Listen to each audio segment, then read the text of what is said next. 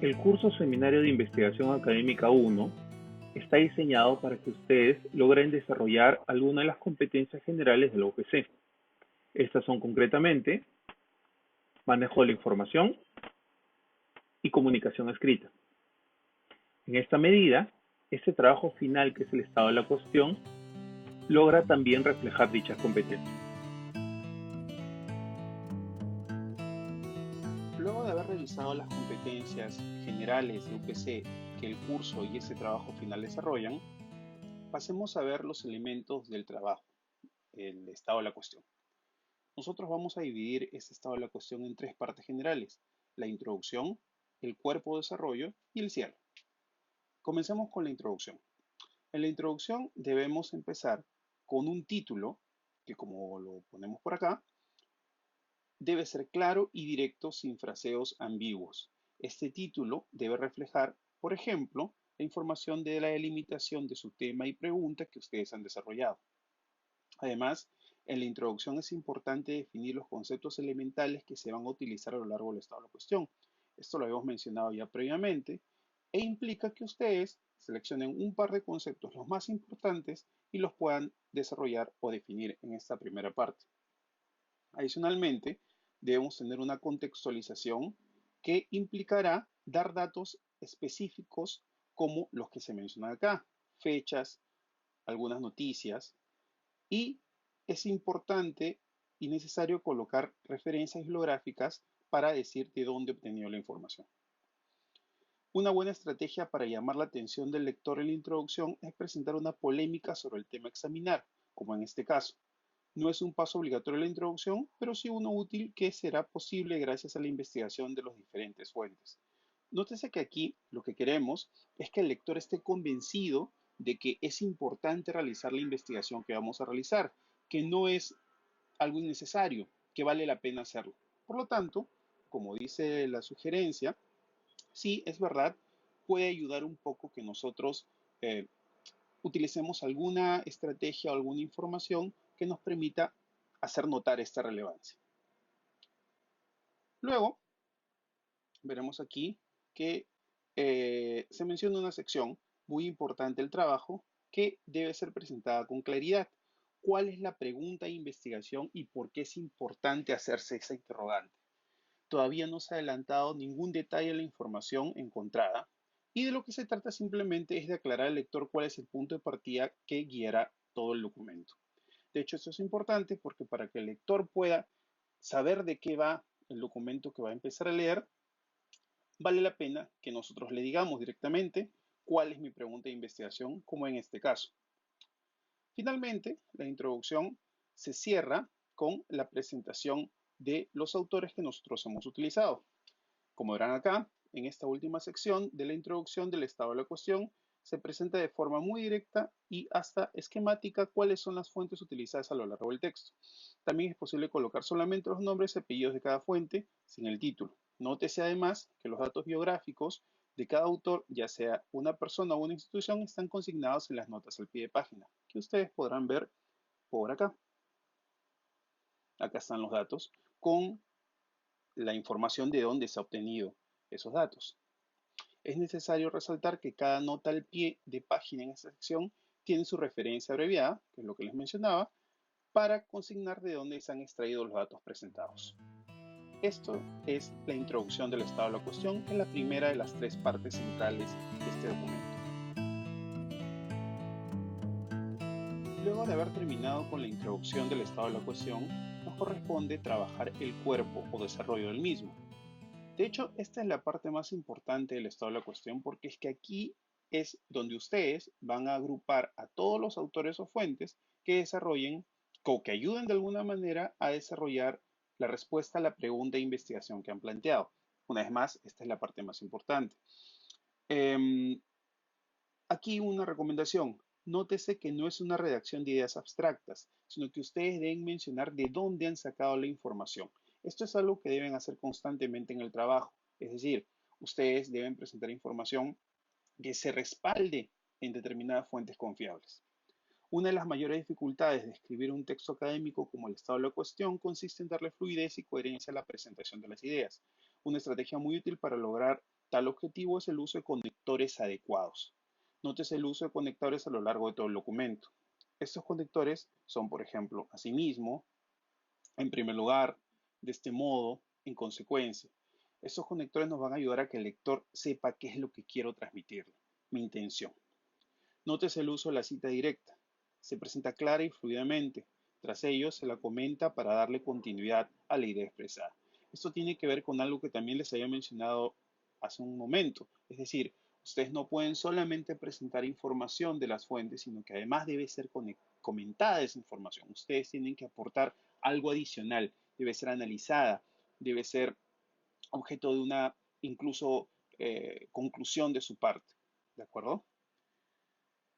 Si bajamos un poco más, veremos más citas y seguimos con el desarrollo del trabajo. Acá hay un comentario o sugerencia adicional. En un estado de la cuestión es esencial presentar claramente a quiénes pertenecen las ideas expresadas, pero además es muy importante comparar las ideas presentadas por distintos autores.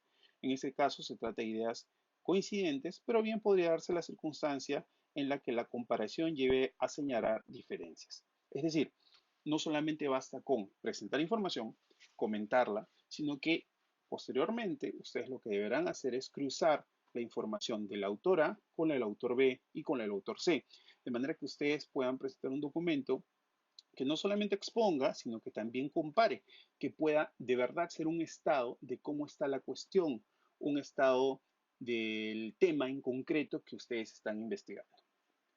Pasaremos ahora a la siguiente recomendación que está acá. Nótese cómo se ha resaltado un aspecto concreto de la fuente del autor Planas, en este caso, el factor del carisma. Esto permite identificar la particularidad de cada una de las fuentes. Estas pueden coincidir entre sí, pero es importante dejar en claro que cada una tiene algo diferente que aportar a la respuesta que estamos dando para la pregunta de investigación.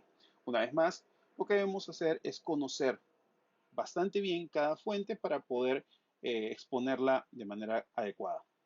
Cuando se presenta la información de los autores investigados, es clave recordar constantemente qué es aquello que se puede extraer de las fuentes para, directa y específicamente, responder a la pregunta de investigación que se ha formulado desde la introducción. Una vez más, esto lo van a poder conseguir siempre que conozcan, que lean su fuente. Si no, es un poco más difícil que lo logren. En este punto pasamos a presentar ideas de una nueva fuente de forma ordenada y fluida en relación con la que se ha venido afirmando párrafos antes. Una vez más, ustedes van a trabajar varias fuentes en el documento, de hecho, 2 fuentes académicas por alumno, y habrá momentos en que ustedes tengan que mencionar una fuente, luego la otra dentro de un mismo tema.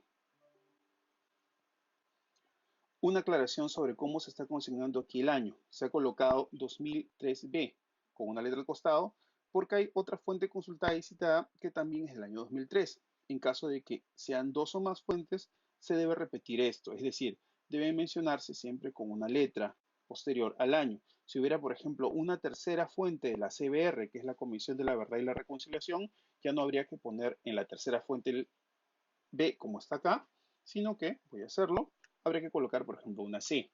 Si hubiera una cuarta fuente, tendría que ser una D, etc. Voy a eliminar esto.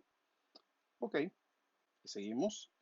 Notes el uso de conectores adecuados para cada caso. En este caso estamos usando el conector además. Otro comentario por aquí.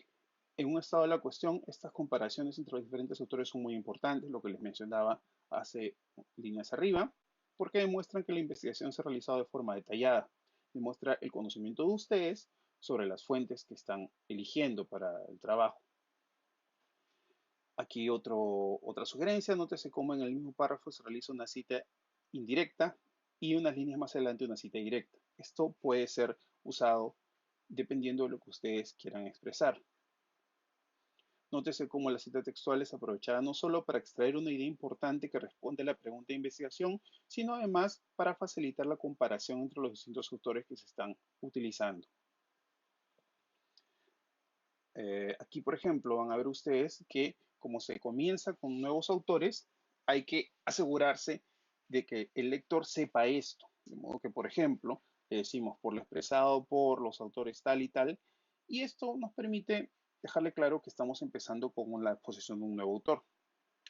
Muchas veces las ideas que manifiesta el autor al que estamos investigando han sido extraídas de una fuente ajena a lo que no se tiene acceso. Cuando esto ocurre es muy importante señalar, como en este caso, tal circunstancia para que sea muy clara y honesta la presentación de la información.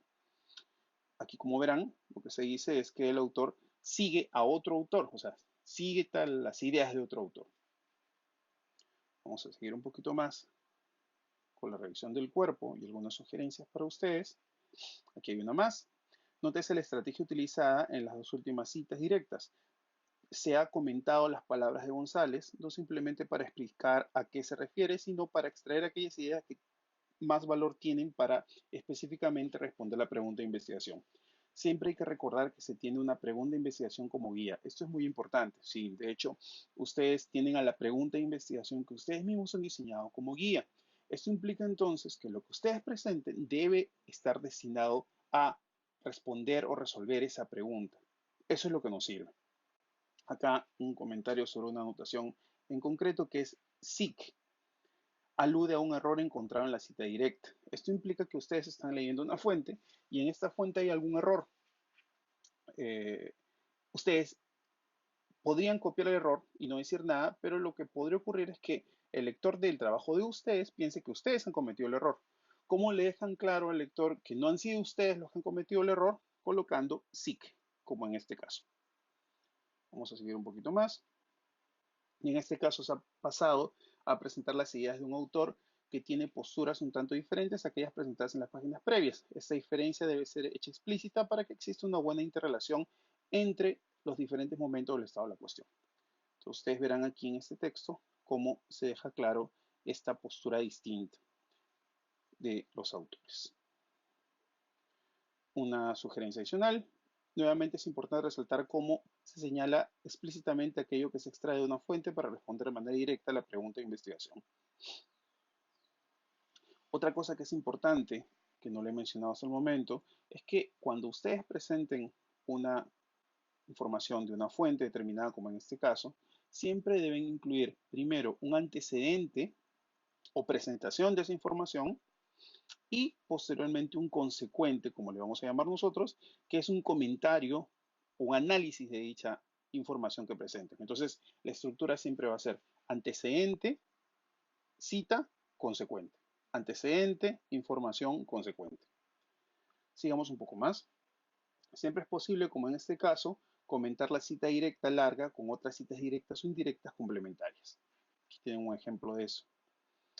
Otra recomendación adicional, nótese cómo a lo largo de este párrafo nuevamente se utiliza una cita directa para extraer aquellas ideas que ayudan a responder a la pregunta de investigación. Lograr esta respuesta es el objetivo central de esta cuestión y nunca debe perderse de vista. Nótese además el uso combinado de las citas directas y de las citas indirectas para lograr una presentación fluida de las ideas de la fuente. Aquí otro comentario adicional. Se identifica la particularidad que podemos extraer de este autor para dar respuesta a la pregunta de investigación. Vamos a seguir un poco más.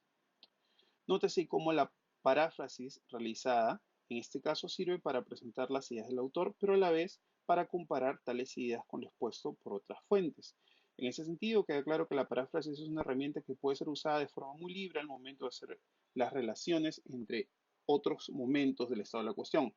Una buena paráfrasis es aquella que sabe relacionarse con el resto del texto de modo fluido. La paráfrasis es otra manera de llamar a las citas indirectas, es decir, aquellos casos en los que ustedes no copian exacto el texto, sino lo interpretan con las palabras de ustedes. Como son las palabras de ustedes le pueden dar un poco de mayor flexibilidad o fluidez al texto, de modo que encaje mejor en lo que ustedes quieren lograr. Por ejemplo, una comparación con otro autor, por ejemplo, darle más fuerza a una idea determinada, etc. Otro comentario por acá, como en este caso, nunca hay que dejar de resaltar las ideas coincidentes entre los autores. Una vez más, esto nos permite conseguir mayor fluidez en el texto. La idea es, ustedes van a poder conseguir esto si conocen los textos que están revisando, si conocen las fuentes. Si no, les va a ser un poco más difícil. Hasta acá hemos llegado con el desarrollo del cuerpo del estado de la cuestión. Lo que nos queda por revisar es el cierre del mismo. Finalmente, expondremos el cierre del estado de la cuestión. Una vez más, esta es la tercera parte del documento, que ha tenido una introducción, un cuerpo de desarrollo y finalmente un cierre. El cierre va a tener algunas partes que debemos cumplir. Vamos a leer también las recomendaciones que tenemos por acá. La primera parte del cierre implica una síntesis. Una síntesis implica un desarrollo muy breve, un resumen muy breve de lo principal que ustedes han trabajado en el cuerpo o han expuesto en el cuerpo de la cuestión. Aquí, por ejemplo, ven las 5 ideas principales que han desarrollado en el trabajo. La síntesis de las ideas presentadas debe ser directa y esquemática, no es lugar para realizar comentarios detallados ni para colgar citas de ningún tipo. Posteriormente, vamos a pasar a presentar una hipótesis. La hipótesis es una respuesta probable a la pregunta de investigación que ustedes han planteado, pero esta respuesta ya va a ser una que asuman ustedes como grupo o ustedes como investigadores, de modo que en base a todo lo que ustedes han trabajado hasta el momento y toda la información presentada, ustedes se decanten o presenten una respuesta. La presentación de la hipótesis es el lugar del estado de la cuestión en el que se indica cuál o cuáles son las ideas centrales a las que se ha llegado para responder a la pregunta de investigación planteada desde el inicio. Nótese que la redacción de la hipótesis sí puede ser detallada, pero es recomendable que no tenga citas, porque este es un momento en el que el autor o los autores del estado de la cuestión manifiestan sus propias conclusiones con respecto a la investigación realizada. Es decir, ya no van a ser las conclusiones o el desarrollo de los autores, sino va a ser en base a eso que han desarrollado los autores, lo que ustedes eh, hayan llegado, a las conclusiones a las que ustedes lleguen. Lo más elemental de la hipótesis es que se demuestre que se ha podido llegar a una respuesta informada y coherente para la pregunta de investigación. ¿Qué implica esto de informado y coherente? Pues el hecho de que se note que la información de la hipótesis no viene de manera eh, artificial, sino que se desprende de lo que ustedes han desarrollado previamente. Finalmente, en el cierre del estado de la cuestión, vamos a desarrollar dos nuevas preguntas de investigación que están por acá. Estas preguntas deben seguir los mismos criterios de delimitación que hemos exigido para plantear la pregunta general del curso. Es decir, que las preguntas estén determinadas con un espacio y un tiempo y la unidad de investigación esté clara, como ustedes ya saben hacerlo. Ahora, estas nuevas preguntas surgen porque cuando nosotros en ciencia pensamos que hemos resuelto una duda, que hemos resuelto una interrogante en base a la información, nos vamos a dar cuenta, vamos a descubrir que de hecho esta respuesta siempre llama a nuevas preguntas adicionales. Esto es lo que se tiene que ver reflejado en estas nuevas preguntas que implican el cierre. Una vez más, la idea es plantearlas con las reglas que ustedes ya han aprendido.